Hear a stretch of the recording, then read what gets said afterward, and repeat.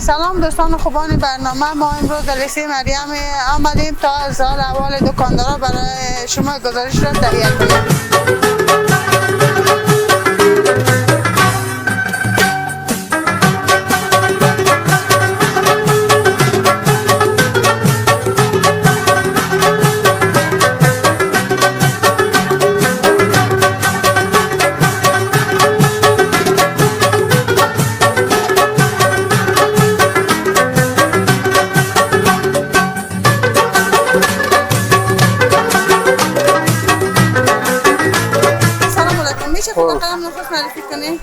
اسمم محمد حکیم ولد محمد رحیم از ولایت پروان ولسوالی باگرام.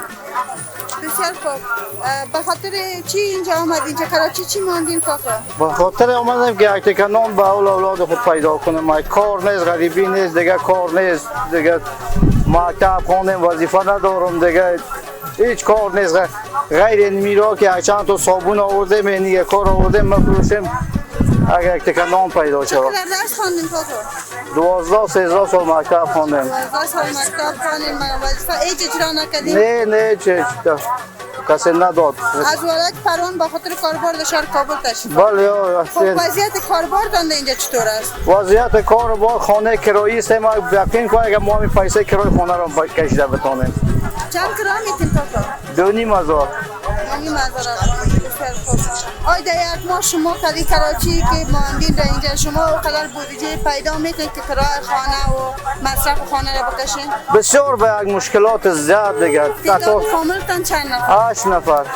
8 نفر ماشاءالله. به 8 نفر به این کراچی کاکا میرن غریبی میکنن تا بتانن از راه حلال به اولادای خود خرج مصرف تهیه کنن. شما میتونید برای ما بگویید خواست شما دولت چی است؟ خواست ما از دولت همین است که همین جنگ گم کنن، آرامی بیارن، همین کراچی ها را اذیت آزار نکنن، همین مردم غریب آزار نتن. اما روز نه که همین کراچی را پنچر کو بزن و بدوان. 20 دقیقه پیش آمدن دواندن مرده کوچه خاکباد رفتیم، سر روی ما یک دیگه خاک پر شد. همین ظالما که رفتن ما پس آمدیم اینجا استاد کردیم. اینجا منتظر هستیم که از بالا ترافیک میاد، پایان پلیس میاد، باز به دوانه این روزگار ماست.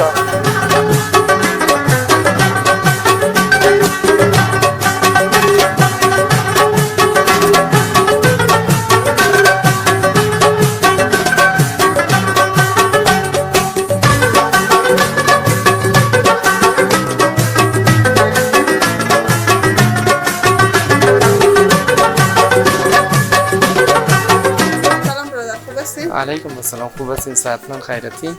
اسمتان؟ اسم ما غیاث الدین است. غیاث الدین که دکان لباس فروشی داره؟ بله لیسه مریم مارکت خورشید دکان لباس فروشی داریم. بله. بسیار خوب. میشه از برای کاروبارتان اینجا برای ما بگوییم که کاروبار چطور است؟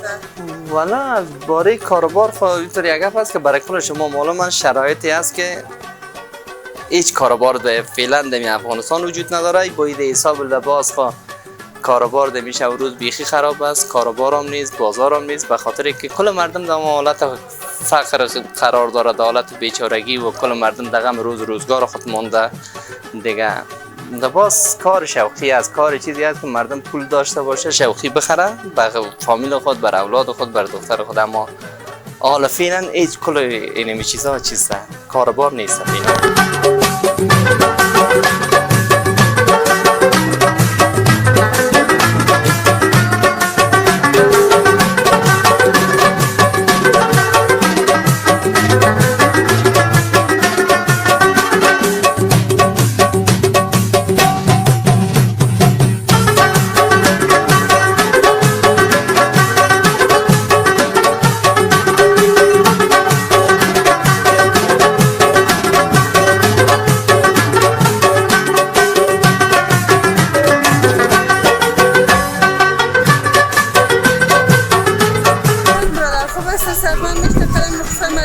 علیکم السلام. اسمم است وزیرالله، باشنده کابل، فعلا در خیرخانه زندگی میکنم.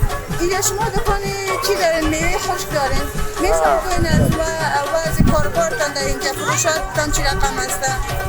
حالا فروشات ما تو مشخص نیست که امروزه در یک سودا یا مثلا روز 3000 یا 4000 سودا کنیم. سودای مختلف میکنیم، یک روز 3000، یک روز 2000، یک روز 2500 دیگه.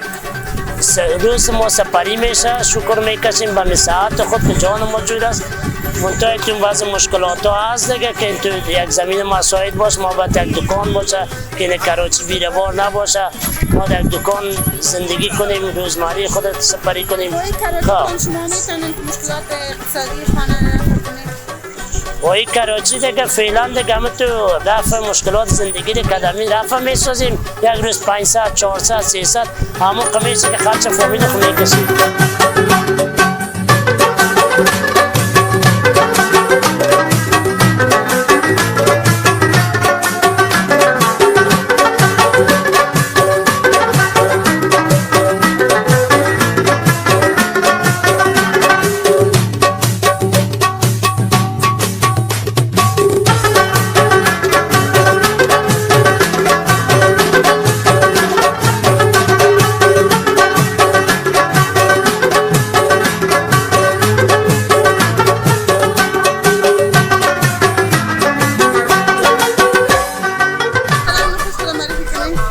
برام پاک بسم الله الرحمن الرحیم. شیراغ هستم از ولایت کاپیسا ولسوالی کوبند. یک تن از باشندگان این کراچیوانا را که شما مصاحبه میکنم من میبینید کلش به مشکل مراجعه هستند. به خاطر از اینکه اینا یک تزیین کار دارن نه چنین میگه که یک 4.5 رومی میباشن که 550 برای جا میمانند. دولت هم در فکر از این ملت آوارا نیست، ملت هم در فکر از جا نیست. کلش از مجبوری سرک بند کردن. شخصا خودم اونجا از مجبوری اون در کراچی روز 100 1.5 روپیه به من میمونه در اونجا. او 1.5 روپیه من نان ببرم در خانه یا لباس ببرم به بچه‌ها چی ببرم. امیدوارم که دولت ما در فکر از این مردم در فکر همه ملت ما یک توجه کنه که این مردم از این کار از بیکاری یک کار یک کسب یک شرکت یک سرنوشت درشان پیدا کنه. کل ما و شما در بسیار شرایط بد قرار داریم. این همه را میبینه که سید کراچیوانا را سرک بند کردن، کار نیست کس نیست، کل ما بیچاره هستیم. درست است؟ سلامت باشید. دیگه کوشش ما ازی است که اگر صدای مرا دولت ما میشنوه به فکر از ملت آواره یک توجه کنه. در کشور ما شما کشت و خون بسیار است، بی سرپرستی بسیار است، این سرنوشت نداریم، کسی به داد کشور نمیرسه. از که ما توقع کنیم در پشت که بریم که در ما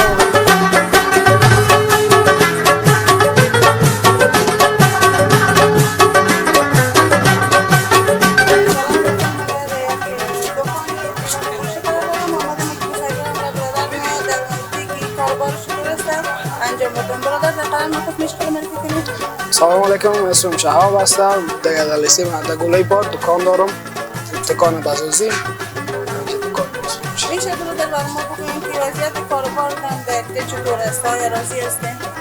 والا خوب است دیگه، دکانداری نیست فعلا دیگه. همین از زمستان تا حالا دکانداری نیست. دکانداری نیست. بعد از رمضان اگر دکانداری شب حال دکانداری کاروبار نیست. از کارتان فعلا ناراض هستین؟ نه. خواستتان از دولت نیست یک دکاندار چی است؟ کدام زمینت برتان مساعد شد؟ خواست شما چی رقمی کاربار را برتان مهیا بسازد که تا شما بتانیم یک دکانداری خوبتر انجام بدیم، این کاربارتان روش کنند؟ خواستم از دولتی است که در وطن در کشور صلح بیارن، مردم بتونه خودشان بیرون برآمده بتونه، باید همین اقتصاد کشور بالا بره، مردم و معاشای مردم بدن. مردم هر کی میگه معاش نگرفتید، دولت کسی را معاش نمیده، معاشای تمام مردم بند است. معاشایشون نبوده که مردم بیا خریداری بیا کار کنه، مردم زحمت بکشه دکانداری باشه.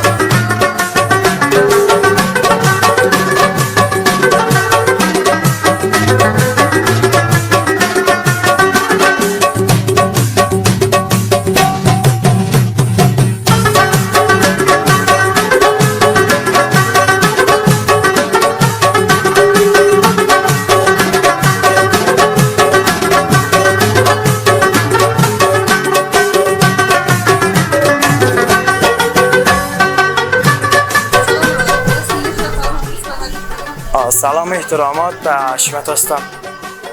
خب حشمت جان میشه بر ما بگوییم اینجا دکان چی داره؟ اینجا جهان کودک است، دیگه بخشای مختلف داره، بهداشتی داره، لوازم اطفال داره دیگه، جای خواب داره، لباس ها داره، چیزایش مختلف است. دوست کاربار فروشات داری چی رقم؟ کاروبار شکر است، خوب است، اما مال قیمت شده، راه بند است، مشکلات همگی داره تجارت، مال در بازار پیدا نمیشه.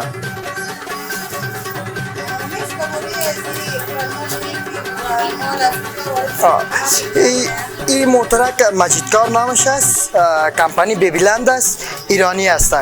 دستادار از پشت سر هم هدایت میشه و این ساخت ایران است، از ایران ما میاریم. بسیار خوب. خب میشه بریم ببینیم دیگه چی داره شما؟ بفرمایید.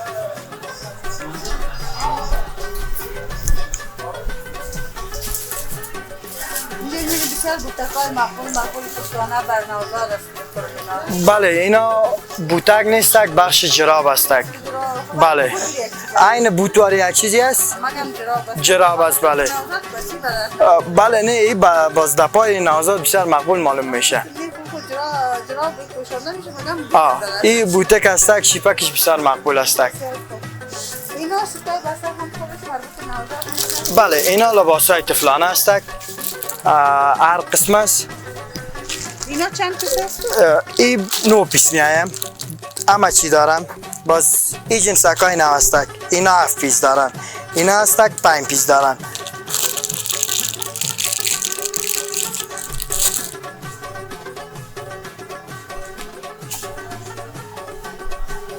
خب درباره ازی میشه چند میاید چی رقم است؟ شورانه این میز نانخوری اطفال است، خودش چنایی است و قیمتش برتان 3000 میایم.